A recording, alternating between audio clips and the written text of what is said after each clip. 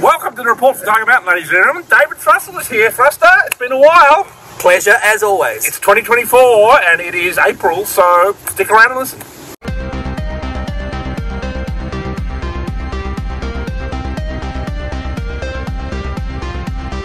All right, David, here we go. Report for Tiger Mountain. There's a lot going on in the world, isn't there, At an undisclosed location, mate. So the floor is yours. What's going on, mate? What do you want to talk about?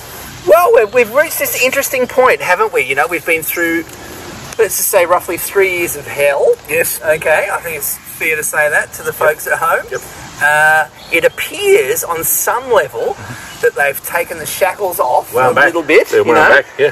which is interesting, although in some other areas they appear to be marching further ahead, with other diabolical schemes. Yep. But we're in this weird, I've compared it in the past, and I'll compare it again, to early 1940, what was called the Phony War. The Phony War? So that's after the German invasion of Poland. Oh, yeah. There was a sort of a quiet period for like about 8 months or so.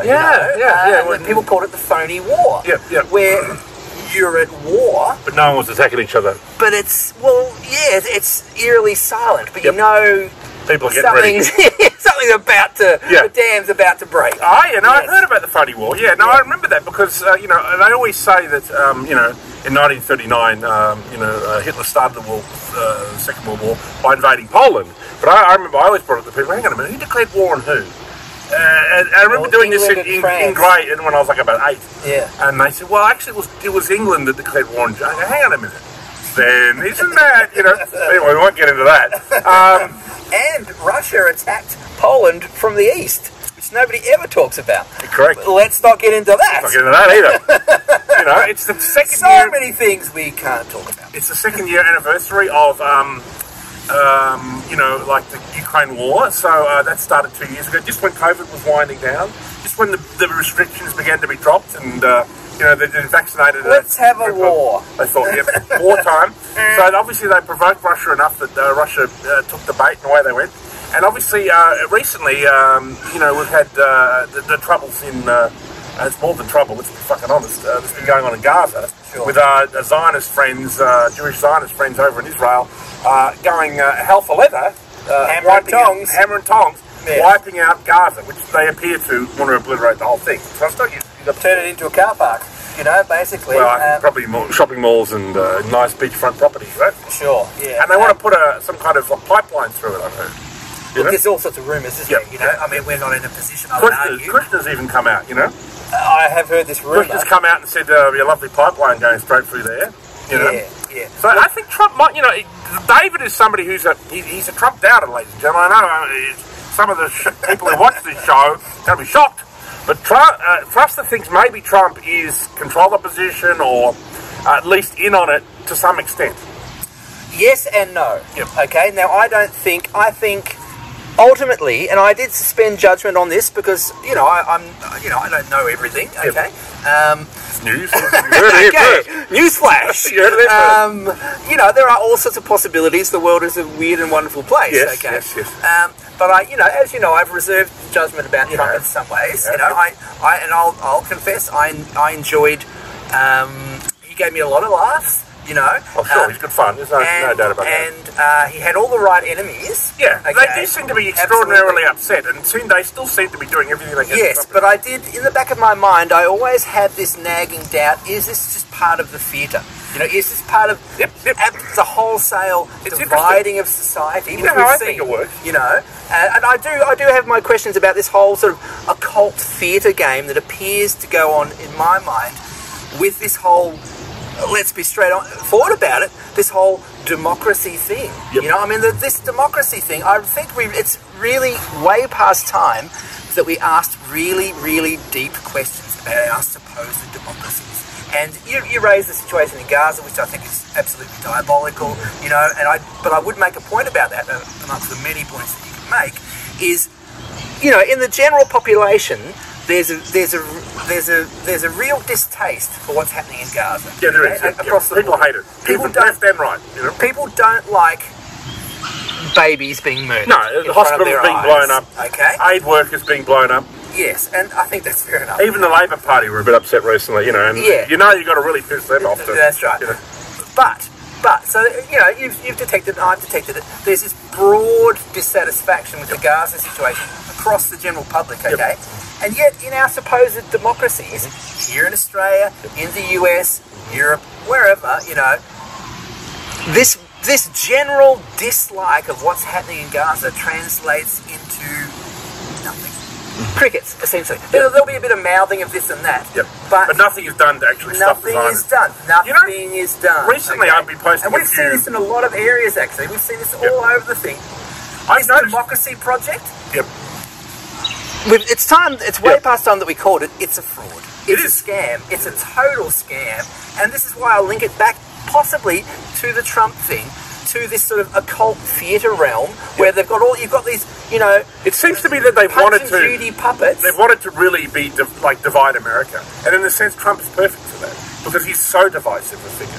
Do you know what I mean? Like, half of America seems to really love him, and the other half seem to really hate him. You know what I mean? So he's in a sense, and I don't know if he could even be used unwittingly. You know what I mean? Like, he might just be thinking, no, I'm doing the right thing here. And they're just like, no, hang on a minute. He could well be, and I don't know, but he could well be just some, narcissistic TV celebrity guy who loves being in the limelight, loves the idea of being president, and then has a whole lot of handlers manipulating him and puppeteering him into different situations. Well, that's the net result of which is this incredible divide that we now see in society, which is entirely manufactured by the media.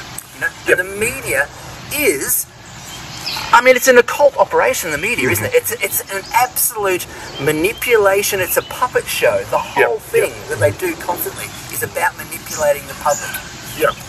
Now, there is an interesting theory. I've heard this theory about that. I don't myself particularly buy that because it just seems that the hatred towards him is so intense that they seem to be doing everything outside of assassinating him. But then again, this is the reason why don't they? So if they really hate him that much, how hard would it be to have some... It seemed pretty easy for them to get rid of JFK. Exactly. Maybe they don't want to do that. I don't know. You don't know why they don't do these things. No, we're hypothesising, okay, but I have had for a long time, this deep suspicion that this whole democracy thing is an absolute theatrical production. And the Zionist thing is interesting. It's also about... here you go, here's another theory. It's about harvesting the energy of the population. Think back to Barack Obama, okay? And think back, because I remember this quite clearly. You see him recently, he campaigned with Biden. Well, and it's he's clearly the guy running the thing. Oh, come on, But, think back to that, and I remember it well, think back to that stage where Barack Obama was elected.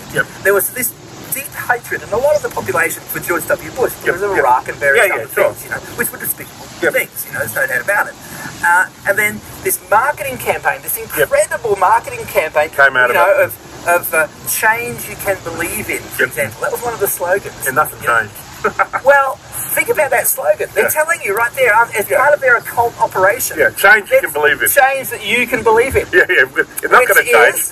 Well, what is that exactly? But you'll believe it will. Change that you can believe in. I think a lot of... And hope and all these things. It was all marketed at people.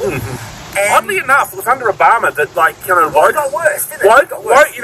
It was like the left thought, well, here we go. We've got a black president, finally things are going to be good. But if anything, things got worse under Obama, and it's almost like that's when the left kind of went into the identity politics. Into the woods. Yeah, they sort of felt, they went a bit nuts.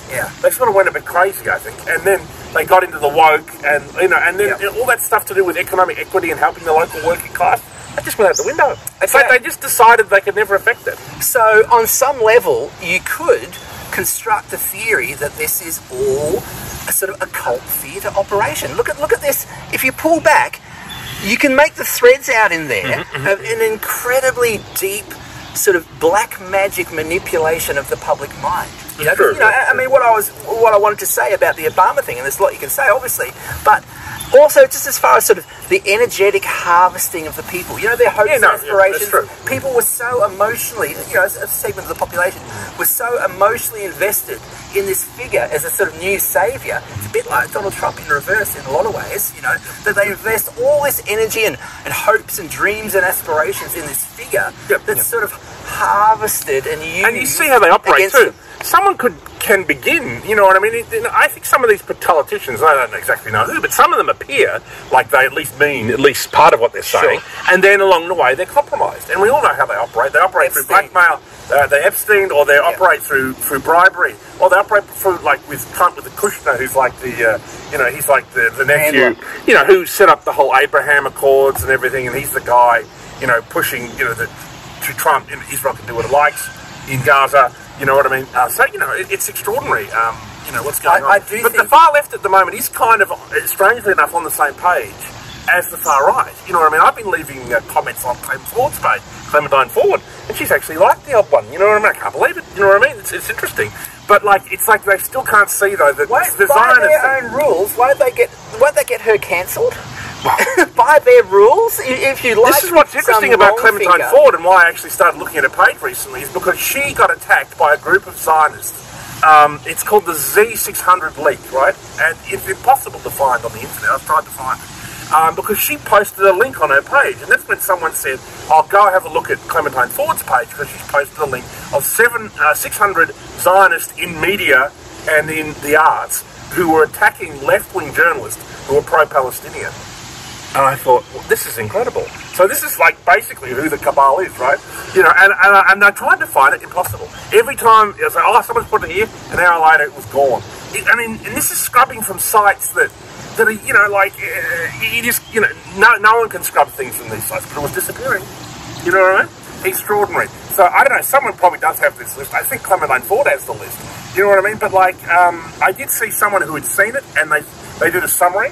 And it was just, the obvious suspects, I mean, I won't name them, because, then the Labor government brought in this thing where they're going to, bring in some law that you can't dox people like that. But this was a private group on, like, Telegram or something. It was a group of Zionists who were just coordinating attacks upon, and this is, what's interesting is this is left-wing ABC presenters who are pro-Palestinian. So, this, and the left obviously got upset about this. At least some people on the left. Because there's obviously another aspect of the left that does whatever the Zionists say, which is anti-Albanese and Penny Wong. So what you're seeing there is the policing of the open windows. Absolutely. Like, that's it. That's what you're allowed to say. Yep. That's what you're allowed to think. Oh, you've stepped outside, right? Boom. Bang. Bang, off you go. Bang, it's just whack-a-mole. Whack-a-mole. You're outside the open window, whack. No, and I thought it was interesting the way, that it almost brought two sides of politics together. Obviously, I don't know who could support bombing hospitals, killing women and children, bombing aid workers, and bombing, what they were doing is they were saying, oh, there's going to be aid over here at this lovely, mushroom. And then whenever 1,000 people go, they're bombing. What country in the world could get away with that?